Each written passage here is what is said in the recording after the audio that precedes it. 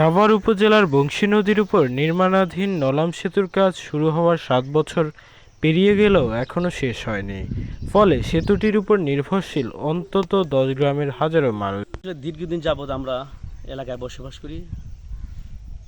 আমাদের খুব অসুবিধার মধ্যে আছে আমরা এই বৃষ্টি না হওয়ার কারণে। এখন এই যে নৌকা পার হলাম অনেক কষ্ট করে, প্রায় এই যে আধা ঘন্টা বসে রইলাম নৌকার জন্য। নৌকা মাঝি ছিল না।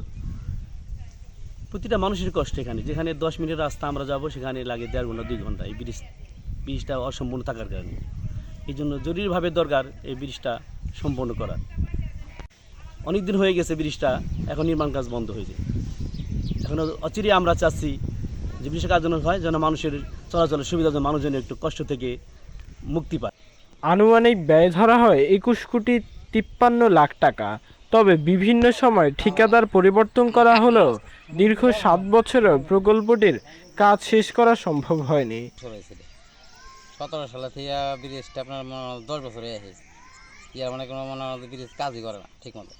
5 জন 6 জন কোনদিন 3 জনও কাম করে। মাইসাইল, পাইসাইল, উনাইল, ধামসা ও গোপালবাড়ি সহ আশেপাশের অন্তত ১০ গ্রামের মানুষের এখন একটাই দাবি, দ্রুত নলাম সেতুর নির্মাণ কাজ সম্পূর্ণ করে যোগাযোগ দুর্ভোগের অবসান ঘটানো হোক।